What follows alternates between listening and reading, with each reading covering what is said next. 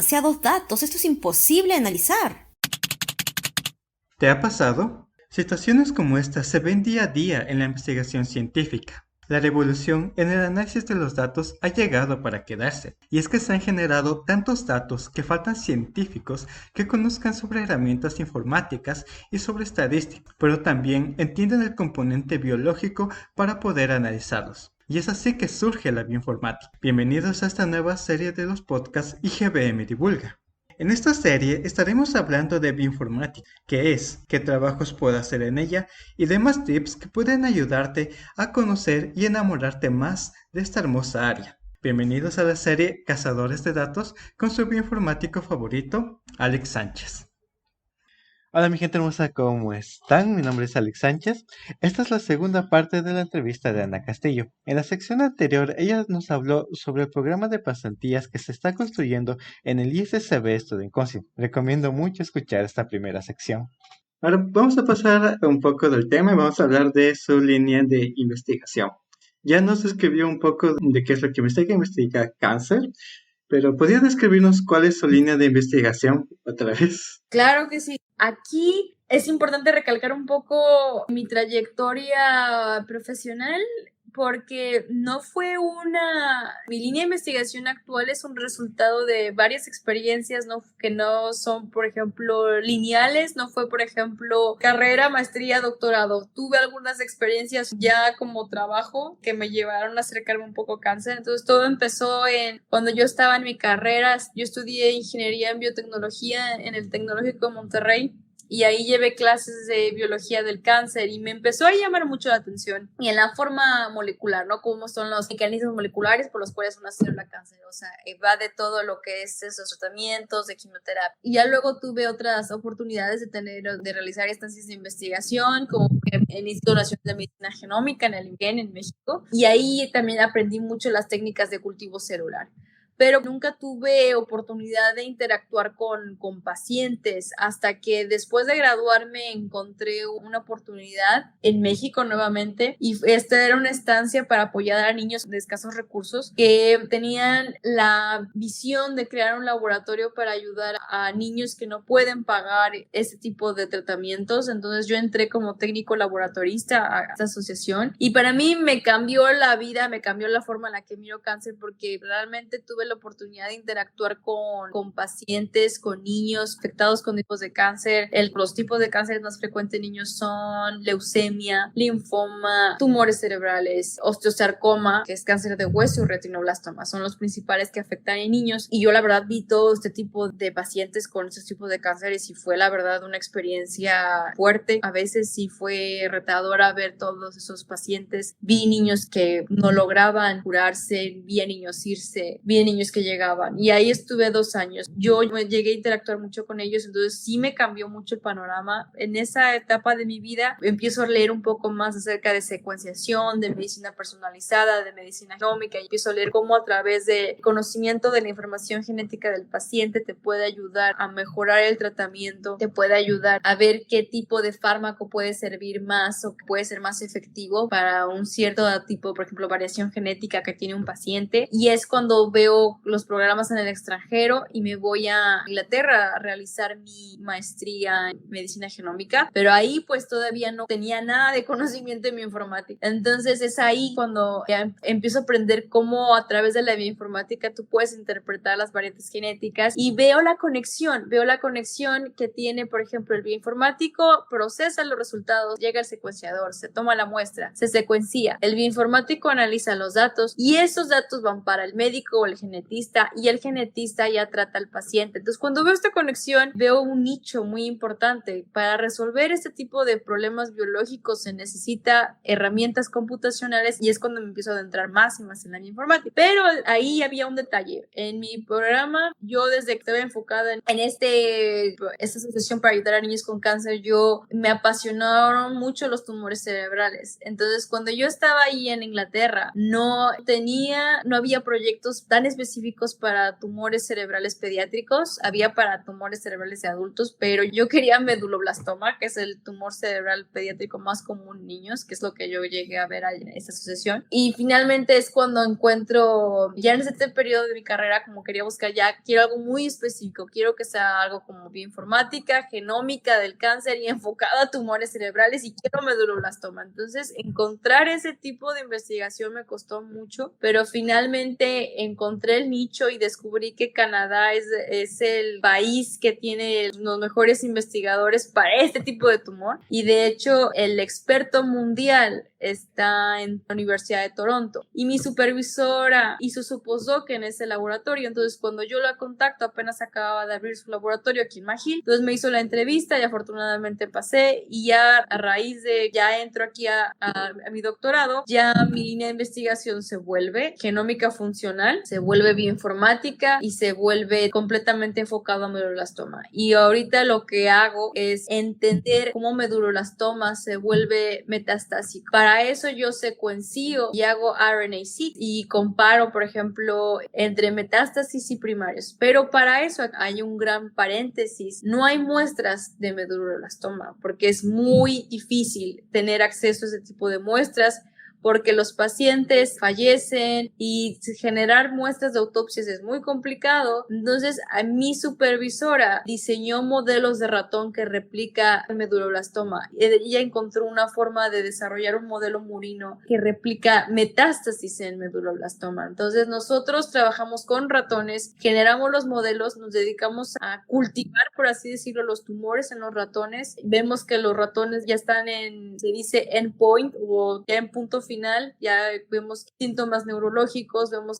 que los ratones ya están a punto a fallecer, porque de igual no es por cuestiones éticas. Entonces tenemos como ciertos protocolos donde, cuando vemos tales síntomas en el ratón, es tiempo de tomar el tumor, y ya hacemos todos estos estudios de secuenciación, y ya cuando ya como entra la parte de bioinformática, de hecho yo soy una de las bioinformáticas en este laboratorio, porque la mayor parte de mi laboratorio son wet. Yo soy un híbrido, yo soy bioinformático wet lab, aunque debo de decir que a mí me cuesta más el wet lab que bioinformática, pues ya llevo varios años como informática, y el wet lab y los ratones sí fueron un poquito problema para mí, pero finalmente el tener esta experiencia híbrida sí te ayuda a ver el panorama en dos mundos. Entonces cuando ya genero yo mis muestras, ya mis ratones, ya los secuencio y ya los analizo. Entonces hemos encontrado varias cosas interesantes. Utilizo transcriptómica, ahorita voy a entrar a ChIP-seq, también a otras técnicas como single cell RNA-seq para hacer un estudio comparativo si hay algún mecanismo metabólico o algún gen que se encuentra sobreexpresado. Entonces ya una vez que tienes tus análisis de bioinformática, los tienes que validar. Por ejemplo, si ya encontraste un gen que se encuentra sobreexpresado en metástasis, por ejemplo, generas un modelo de ratón que sobreexprese este gen o que inactive este gen para ver cómo la metástasis se ve afectada. Entonces, como puedes ver, es un mundo, ¿no?, de mezclar muchas técnicas de wet lab y bioinformática para poder entender cómo es que opera.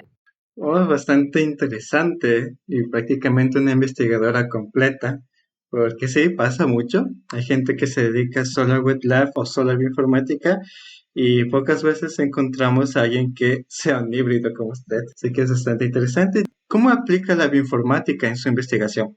Se aplica de muchas formas. Se aplica desde que tienes que realizar quality control o control de calidad de las muestras. Entonces, por ejemplo, para empezar tienes que checar que tus datos que se descarguen, o sea, ahí tienes que utilizar herramientas que se descargaron de forma bien, porque cuando están listos del secuenciador, la plataforma que los secuencia no va a tener por siempre disponible los archivos. O sea, hay que descargarlos antes de que se borren, porque si no pierdes tu información. Ya ha pasado, que es caro también, no es muy barato secuenciar también. Ya se está abaratando, pero perder los datos porque no los descargaste y se borran de la plataforma sí es algo delicado. Y entonces tus técnicas de bioinformática tienen que aplicarse para administrar el espacio, porque Para eso necesitas clusters, no tienes un espacio infinito, tienes cierta memoria para almacenar. Entonces tú tienes que decidir cómo quieres guardar tu información, tienes que tener mucha organización en ver dónde se van a guardar, si tienes sistemas de backup, copias de seguridad para que no le pase nada a sus datos. Una vez que tengas eso, tienes que checar la integridad,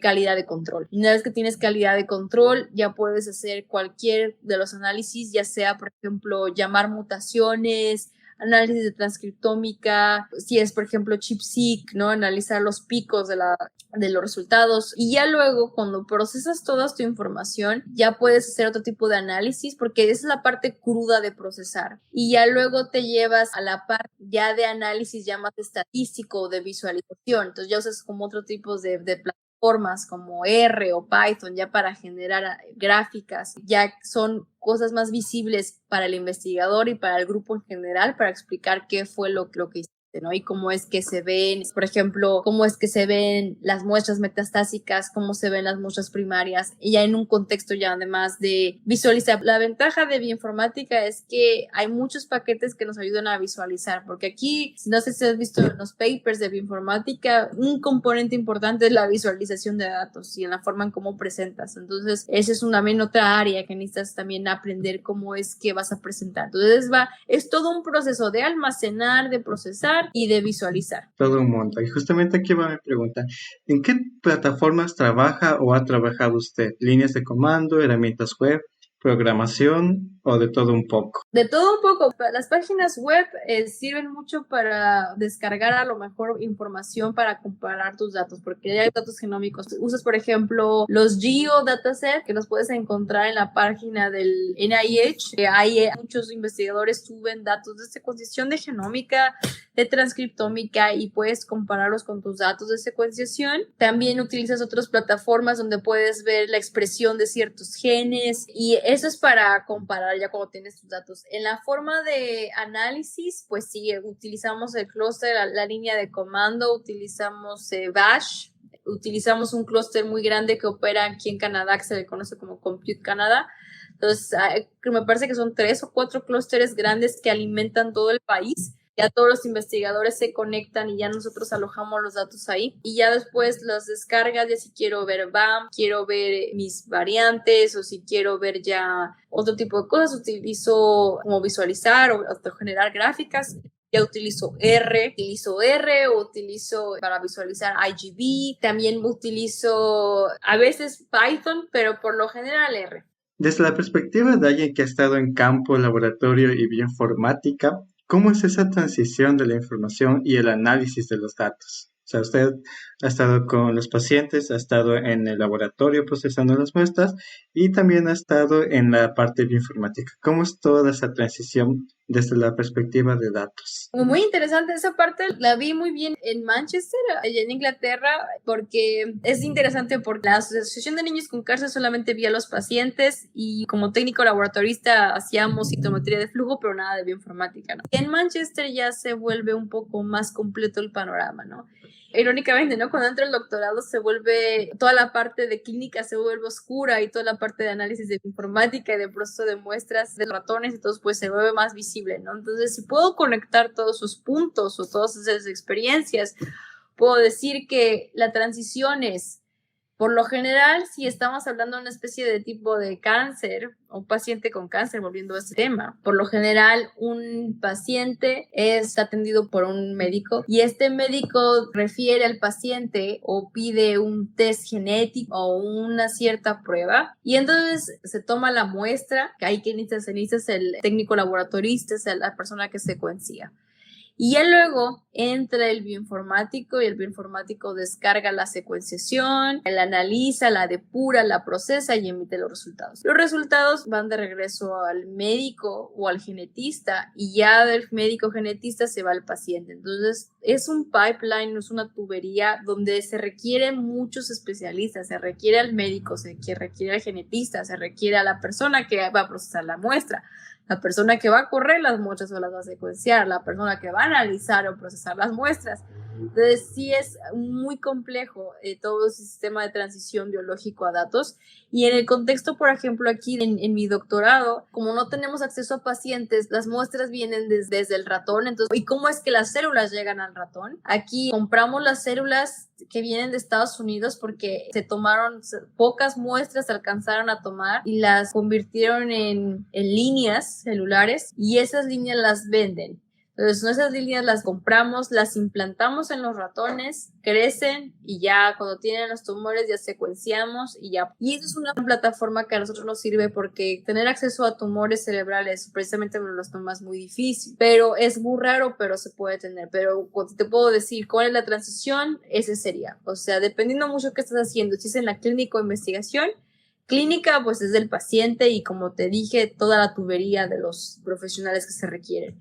En este caso, como es investigación, es un poco más, por ejemplo, que se compran las líneas, se implantan en los ratones y se procesan. Y es importante saber que antes de, por ejemplo, de enviar las muestras, tienes que caracterizar, por ejemplo, si vas a extraer, si vas a secuenciar RNA-seq, tienes que seguir por protocolos de extracción de RNA esté íntegro, tienen que tener pruebas de calidad antes de que se secuencien y ya cuando se secuencien y están listos se pueden descargar y se pueden analizar. Entonces esa es la transición entre datos biológicos y ya datos ya en la computadora, dependiendo también mucho si es clínica o investigación. Bastante interesante realmente tener esa perspectiva de alguien que ha estado desde los 3 puntos. ¿Qué otras líneas de investigación tienen curso además del cáncer?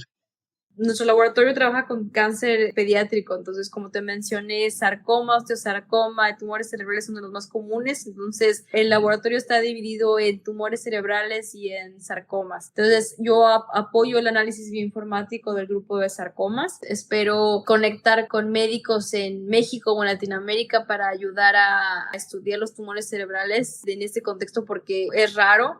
Ya vas a ver muchas investigaciones de cáncer de mama, de cáncer de próstata, pero tumores cerebrales pediátricos es difícil y más englobando bioinformática y todo eso es complejo. Entonces, sí, entre las líneas de investigación está completamente enfocado en cáncer, pero no descarto, por ejemplo, otros intereses que tengo, por ejemplo, educación en bioinformática, que es una parte que llena el comité de educación en el ICCB, divulgación, ¿no? Entonces, son otro tipo de actividades que también me gustan realizar. Esas serían todas las preguntas que tengo respecto a su línea de investigación. Si quiere dejar algún otro comentario, es libre de hacerlo. Bueno, puedo comentar que cáncer y bioinformática es un campo muy retador, muy bonito y muy enriquecedor y todo el tiempo está en constante movimiento. Todas las personas que estén interesadas en estos campos, igual si tienen alguna duda pueden igual contactarme. Y finalmente, como mencioné, no es una forma lineal. Para llegar a este punto no fue algo que decidí de un día para otro, ¿no? Requirió de bastantes experiencias y todo. Entonces, si pueden tomar en cuenta este tipo de experiencias, extrapolarlas a su situación, por ejemplo, qué situaciones ven en su país que requieran apoyo, porque a lo mejor yo puedo hablar de cáncer, pero a lo mejor puedo haber otros países donde la metagenómica puede ser muy importante, por ejemplo. Ahí tienen que ver mucho cuál es su nicho de interés y ya de ahí para el anexo. Bueno, pasamos a la siguiente información y es mi favorita, es acerca de anécdotas bioinformáticas. ¿Cómo fue su acercamiento a la bioinformática como tal? Ya la parte de ponerse en la computadora, procesar datos, líneas de comando, tuvo errores, cuántas veces salió error, cuántas veces lloró. Yo lloré varias veces. No, es bastante frustrante porque al principio, como mencioné, cuando no sabes nada de bioinformática, piensas, o sea, nunca vas a acercarte a este campo, pero cuando ves las necesidades y dices que lo tengo que aprender porque es algo que se necesita para interpretar o tener alguna transición ya aplicada, ¿no? De biología, de cáncer, ya por ejemplo, hay algo más ya que se pueda llevar a la práctica, ¿no? Al principio yo empecé muy sencillo con herramientas, páginas como Genomic Browsers, por ejemplo, Ensemble, NCBI, y a ver, puedes detectar tu gen, a ver cómo lo ves en el mapa, a ver cuántos transcritos tiene, hacer ese tipo de preguntas, ¿no? A ver cuántos exones tiene este gen y cómo los buscas en estos repositorios genómicos. Entonces ahí empecé. Y yo pensé, ay, güey, eso es bioinformática, me estoy adentrando, ¿no? Y ya cuando ves, por ejemplo, nos ayudan, no sé si conozcan muchos han de conocer Galaxy, que es una plataforma de análisis genómico donde tú le dices, yo quiero que me hagas esta herramienta y ya te la procesa. Tú subes tu archivo, te lo procesa y ya, esa es bioinformática, soy bioinformática y lo tienes, ¿no? Pero no, las opciones se quedan limitadas por estas plataformas. Dices, no, es que realmente ya requieres como saber programar, ¿no? A mí, por ejemplo, una de las cuestiones que pude también desarrollar fue que a través de la pandemia, que los laboratorios se cerraron y todo se cerró, me dio más tiempo de refinar mis habilidades de bioinformática. Ahí fue cuando ya entras por de lleno, ¿no? La línea de comando, aprendes a programar en R y al principio no entiendes nada. Y finalmente es un lenguaje que aprendes. Es como aprender francés, como aprender inglés. Es una forma en la que le puedes decir a las computadoras de forma primitiva, ¿no? ¿Qué es lo que quieres hacer? Porque de hecho es el lenguaje como empezó todo, ¿no? Ya Windows, Mac y todo eso que tienen ya sus sistemas de visualización que el cerebro humano puede entender, de abrir archivos, cerrar, que cualquier persona lo entiende. Eso, entonces es una forma primitiva en la cual puedes interactuar con la computadora de una forma más efectiva, ¿no? Entonces es aprender un lenguaje, ¿no? Al principio pues no entiendes, pero finalmente te ayudan mucho los blogs, te ayudan mucho, algo que me encanta de la informática, es que todo lo encuentras en internet, cualquier duda la puedes buscar, la puedes googlear y hay muchas personas que pasaron por el mismo problema. Incluso puedes copiar el error y el error le salió a medio mundo, a muchas personas y ya ves cómo lo solucionan. Y mucho es el término debugging, que es dar el error. Lo que dicen es 10% es programar, 90% es el debugging, porque es error tras error. Entonces, pero ya a medida que vas buscándote, le pierdes miedo a tener tanto error y ya luego sabes lo que significa el error y ya no te da miedo y empiezas a decir, ok, hice mal esto, lo corriges y ya. Es otra ventaja de bioinformática. Discrepo un poco con Wet Lab, es que con Wet Lab hice algo y ya echaste a perder la muestra y ya se acabó. Y en mi informática no le puse una coma. Bueno, le pongo el asterisco, le pongo la coma y ya lo arreglas. O sea, es algo que me encanta de mi informática. A menos de que hagas una tontería, por ejemplo, borrar los datos, remove, ¿no? Ahí sí no hay vuelta atrás, pero ahí ya te tienes que educar bien. ¿Qué estás borrando? ¿Lo dice eso porque le pasó o porque le pasó a un amigo? No, me pasó a mí. ¿Qué borró? Borré 2 folders que tenían muestras, que afortunadamente tenía el backup de las muestras, pero borré todo el procesamiento, o sea, todo el procesamiento que había hecho lo borré, porque quería borrar extras, unos archivos que no me servían, pero tipié mal y borré todo. No. Y entonces ya no lo puedes recuperar y lo tienes que volver a empezar. Pero bueno, mientras tengan las muestras, está bien, puedes volver a empezar y volver a correr. Pero en la parte de Wet Lab, si nada más tenías unas muestras y echas a perder las muestras, ya no las tienes, ya las echaste a perder. Es algo que con mi informática es un poco más flexible con el Wet Lab. Por eso con el Wet Lab siempre me da un poco de estrés. Por eso si me preguntan, ¿qué opinas? ¿Wet Lab o bioinformática? Completamente bioinformática, porque en el Wet Lab puedes regarla, pierdes las muestras y ya, las perdiste. Aquí, obviamente aquí las puedes perder. Por ejemplo, también me pasó que no descarga, como les mencioné, no descarga las muestras del sistema, que nada más están, por ejemplo, 30 días y te dicen en 30 días se van a borrar y las tienes que descargar y pasan los 30 días y por tantas cosas te olvidas, no pones el recordatorio y cuando ven ya se borraron y ya se perdieron las muestras. Entonces es un reto también. No quiero decir que no vas a tener errores, no vas a tener fatalidades con mi informática. Sí las vas a tener, pero es un poco más llevadero, porque mientras tengas una organización de que, ok, tengo que bajar las muestras, tengo que descargarlas, tengo que tener un backup de seguridad, minimizas los riesgos. Entonces es sencillo de sobrellevar, siempre cuando tengas un sistema de organización, porque si no, es un problema y pues, es el mismo resultado de Wet Lab, ¿no? Pierdes las muestras y ya no las recuperas. Bueno, en ese sentido es completamente verdad. La bioinformática permite esa posibilidad de regarla, de cagarla, de dañarlo. Y si es que hiciste un backup y no borraste el backup, tú tienes la opción de volver a hacerlo todo de nuevo. Pero claro, hay que aprender a usar, se debe usar el comando remove con recelo. Yo recuerdo la anécdota de mi tutora de tesis, que por accidente utilizó el comando -r asterisco punto. O sea, absolutamente todo en la carpeta equivocada. Fue mucha información perdida. No usen el comando -r a menos que estén 100% seguros. Sí, no. lo que pueden hacer es generar copia. O sea, si tienen el folder de las muestras, no toquen esa muestra, no toquen ese folder, cópienlo y ya generen otro folder y ya sobre el folder, ya es el folder de proceso. Yo lo que hago es, por ejemplo, cuando descargo las muestras ya genero 2 copias. Una copia se lleva a un lugar de almacenamiento donde no se tocan, es tu sistema es su backup. Y ya tu segunda copia ya las mueve, las procesas, y ya si las borras ya no pasa nada, porque bueno, tengo todo mi otro sistema. Entonces siempre tengan una copia de... Este tip es muy importante, chicos. Muy importante. Es mejor aprenderlo porque te lo contaron y no por experiencia propia. Por experiencia, sí. Listo. Vamos con otra pregunta. ¿Cuál fue su acercamiento y cómo fue esa experiencia al ISSB?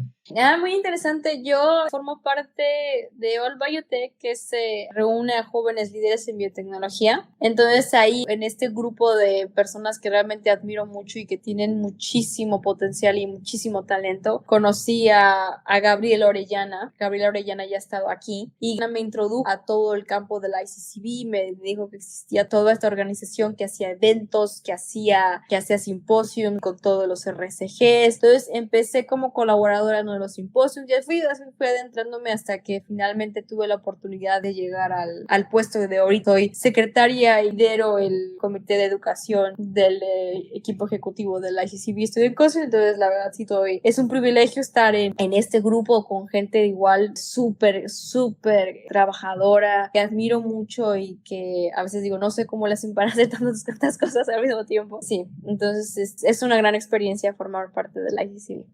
Y sí, aquí cabe recalcar que actualmente Ana Castillo, junto con Gabriel Orellana, el cual fue nuestro segundo entrevistado, y actualmente se me fue el nombre, los latinoamericanos estamos muy presentes en la directiva del ISSB, así que para mí es un gran honor tenerla acá y saber que como nosotros, como latinos, como hispanohablantes, estamos cada vez más presentes en el mundo de la bioinformática. De hecho, somos 4. Gonzalo Parra, que es de Argentina. Él tiene un puesto raro, que es, de lo que entendí, intermediario entre el ISSB Student Council y el ISSB como tal, ¿o me equivoco?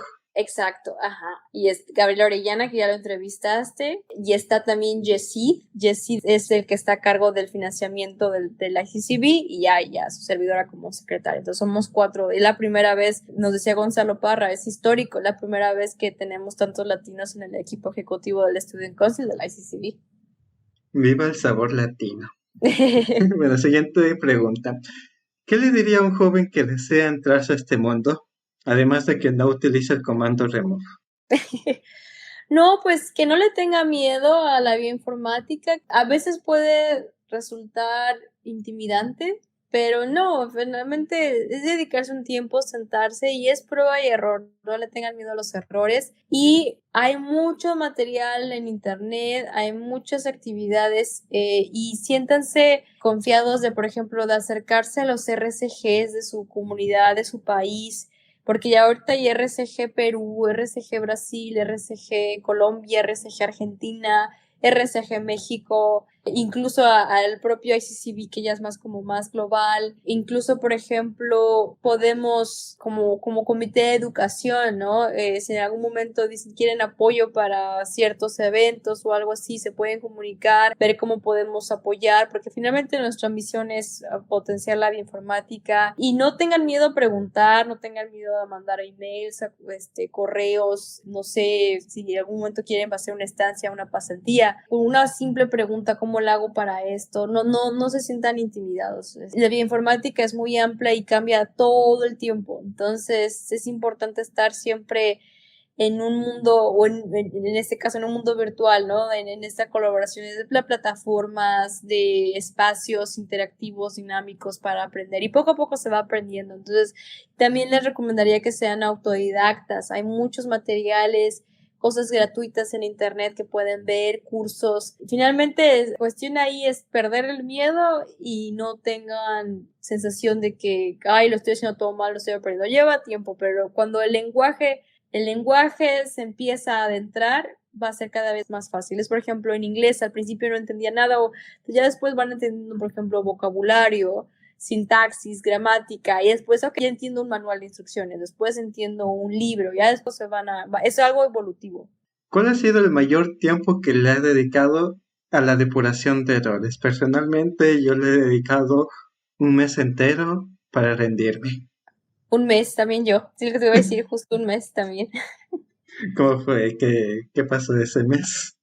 Tenía que instalar un software porque, como te menciono, ¿no? Trabajo con ratones y analizo secuencias, entonces pero el problema es que los tumores son humanos porque vienen de células, las células son Homo sapiens, ¿no? Pero cuando tú estás tomando la muestra, el tumor creció en el ratón, entonces al momento de que estás con la pipeta y estás lavando el cerebro y estás tomando las muestras, te llevas un poco de información genética de ratón, entonces tu muestra está contaminada con reads de secuencias genómicas de ratón, entonces ¿cómo separas los reads que son humanos, que son los que quieres analizar, de los reads que son de ratón, porque es algo que quieres no tener en tu muestra, porque no quieres generar bias o quieres ser lo más fidedigno a Homo sapiens posible? Entonces, mi tarea era correr y establecer en el clúster un programa que se llama SenoCP, que precisamente usa un algoritmo que te ayuda a detectar y clasificar los reads de humano de ratón. Hacer eso me llevó un mes porque era error tras error y de verdad no podía instalar el programa, y cuando finalmente lo instalé, hacerlo correr error tras error, pero finalmente lo logré correr y funcionó, y me emocionó mucho cuando tuve los resultados finalmente que corrían y me decía tanto porcentaje de tu muestra de ratón. Para mí eso fue una victoria, pero tardó un mes nada más de instalar y correr el programa. Sí, de hecho, eso pasa mucho en bioinformática, mi gente hermosa.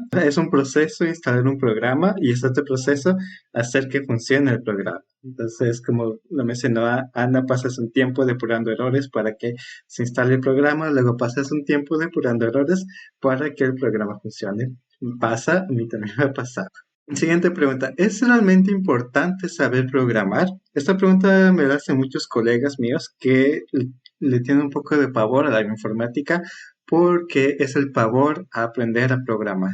Depende mucho qué quieres hacer, pero sí cada vez es más importante, cada vez los programas de doctorado o los trabajos en la industria aplicada a ciencias biológicas están requiriendo más data scientists o científicos que puedan manipular bases de datos, porque estamos adquiriendo ya muchos datos de secuenciación genómica que requieren interpretación y análisis, entonces se requiere personas que te puedan analizar todo eso. Entonces cada vez se está volviendo más importante saber programar. Ahora, igual, si puedes, por ejemplo, si hay personas que dicen es que realmente no quiero aprender a programar, ok, puede ser wet lab y es válido, pero sí tienes que tener ciertos fundamentos porque en algún momento dado vas a hablar con un bioinformático, y es algo que yo veo aquí en mi laboratorio. Yo estoy en un grupo de wet lab y a veces los de wet lab no me entienden y yo tengo que explicar qué es lo que estoy haciendo, ¿no? Y ahorita poco a poco los de wet lab ya entienden un poco más, por ejemplo, cuando les hablo de BAMS o de la línea de comando y todo eso, ya entienden de lo que estoy hablando, y eso nos permite crear una sinergia. Yo analizo los datos del grupo que estudia sarcomas, pero yo no sé sus muestras, yo no sé qué están haciendo, yo no sé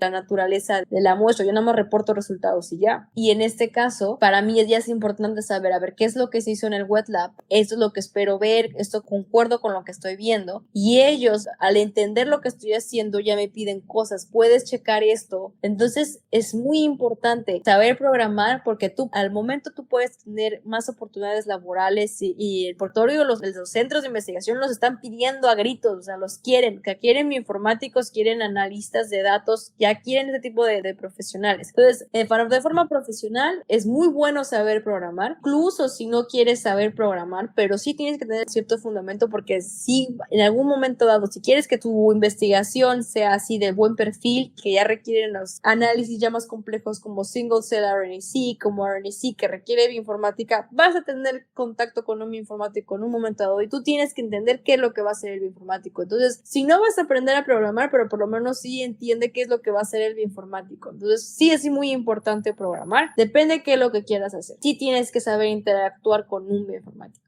Eso te ayuda a generar mucha sinergia.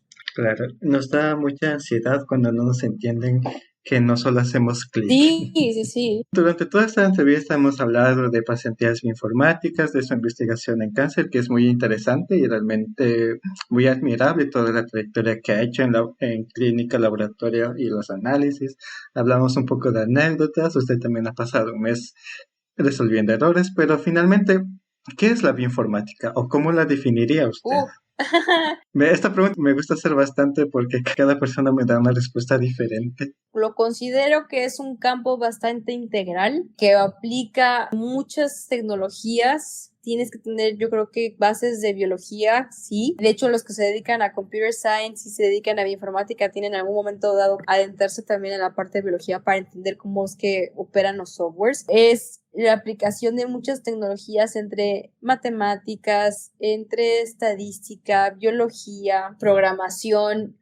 Tiene la sencilla misión de resolver problemas biológicos. Eso es lo que yo definiría como bioinformática. Y puedes, por ejemplo, hacer bioinformática de muchos ángulos. Puedes ser bioinformático programador o bioinformático usuario que usa todos esos algoritmos para resolver análisis. Entonces, sea cual sea, cuando estás en la computadora analizando datos biológicos, ya estás haciendo bioinformática, pero es un campo integral, versátil, en constante cambio, que requiere de bastante expertise para aquellos los que van a desarrollar, pero siempre con las miras de resolver un problema biológico. Y desde que la bioinformática está, hemos entendido y descubierto bastantes cosas y hemos acelerado mucho las ciencias translacionales, la ciencia aplicada, porque realmente ya podemos visualizar qué es lo que está pasando en un sistema. Por eso también se dije, ¿no? Biología de sistemas también se utiliza mucho la bioinformática, porque ya podemos ver ya de una forma más exacta y reproducible, ¿no? Cómo es que cierto sistema biológico se está comportando. La bioinformática es un Frankenstein un poco heavy. Esta sería toda la entrevista. Muchas gracias, doctora Ana Castillo.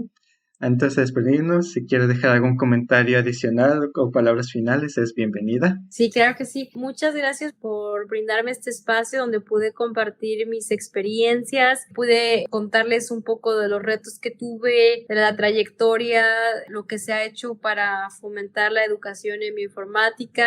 Como les mencioné, es un campo muy amplio. Yo me ocupo más en genómica, pero yo sé que hay otras partes, por ejemplo, bioinformática estructural, que es otro universo, desconozco porque no es mi área, entonces, para que vean lo diverso que es este campo. Y ya si tienen alguna cuestión relacionada con genómica del cáncer o si igual están en la misma situación de que ven interés tipo de cáncer, igual tumores cerebrales, hasta la fecha igual no he encontrado mucha gente que le apasione tumores cerebrales, pero si hay alguna persona que esté interesada y que la quiera mezclar con mi informática y todo eso, sería interesante platicar.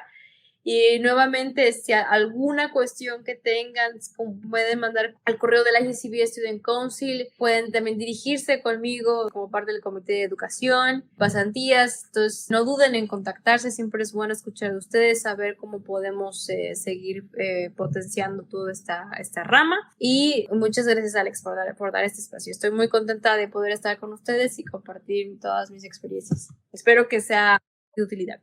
Seguramente que sí. Muchas gracias, Ana. Y eso sería todo por el momento. Nos vemos en una próxima ocasión.